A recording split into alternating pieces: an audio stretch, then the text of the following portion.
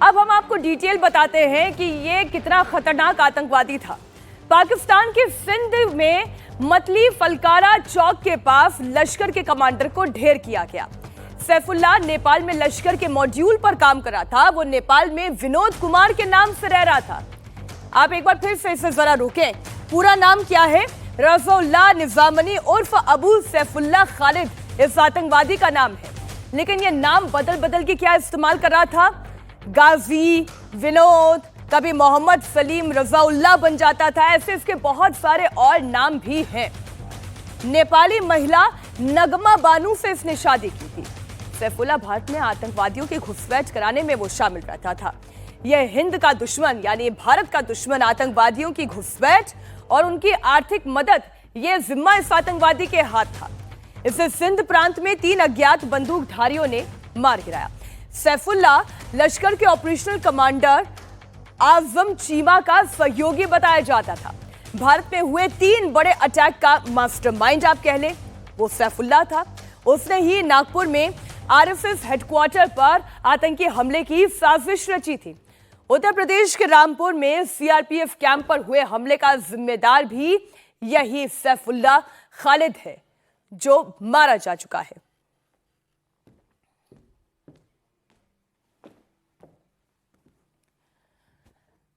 अब लश्कर का आतंकी सैफुल्लाह भारत की मोस्ट वांटेड लिस्ट में था, क्योंकि जितने आतंकी घटनाओं को या तो इसने अंजाम दिया या फिर उसमें वो डायरेक्ट इन्वॉल्व रहा, उसे मार दिया गया। अब आप ये देखें, इस पर हिंदुस्तान ने अटैक का कई बार प्लान किया। वो साल 2006 में जब नागपुर के आरएसएस मुख्यालय में हमला हुआ था, उसमें शामिल रहा। साल 2008 में रामपुर में सीआरपीएफ कैंप पर हमला हुआ, जिसमें भारत के 7 जवान शहीद हुए। इस हमले के पीछे भी मास्टरमाइंड सैफुल्लाह ही था। इतना ही नहीं, साल 2005 में बेंगलुरु में जब भारतीय विज्ञान संस्थान पर हमला हुआ, जिसमें एक प्रोफेसर की जान चली गई, इस आतंकी हमले के पीछे भी यही सैफुल्लाह ही शामिल था।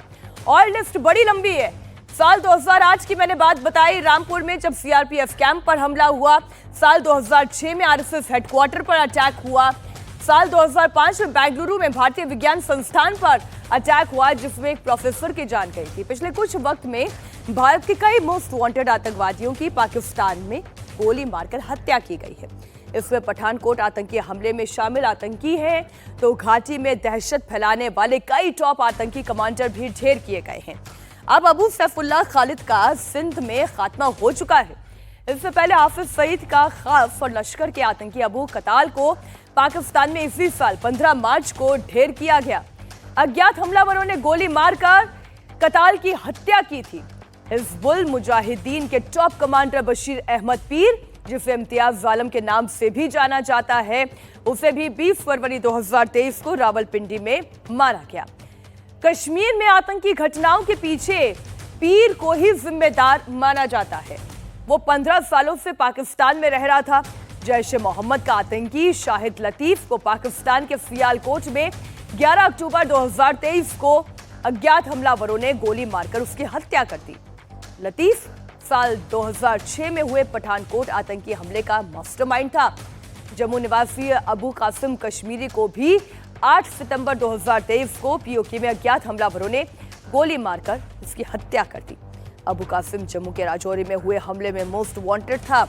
इसके अलावा लश्कर तैयबा का टॉप आतंकी रियाज अहमद को 8 सितंबर 2023 में पाकिस्तान ऑक्यूपाइड कश्मीर में गुमनाम किलर ने गोली मार दी थी। इस बीच ऑपरेशन सिंदूर को लेकर एक और बड़ा खुलासा हुआ है। पाकिस्तान ने मकरान कोस्ट से भारत पर हमले की कोशिश की थी। बड़ी खबर आपको दे दें, इस कोशिश से पहले ही भारत चूंकि अलर्ट मोड पर था, भारत की नेवी ने पाकिस्तान के इस हमले को नाकाम कर दिया।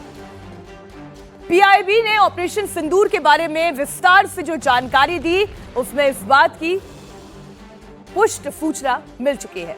मकरान कोस्ट बलूचिस्तान के दक्षिण में है और ईरान बॉर्डर पर है। यहीं से पाकिस्तान मिसाइल हमलों की तैयारी में था, लेकिन अरब सागर में भारत की नेवी पहले से ही मुस्तैद थी। भारत ने अरब सागर में अपने युद्धपोत तैनात किए हुए थे, वो भी जानकारी दी गई है।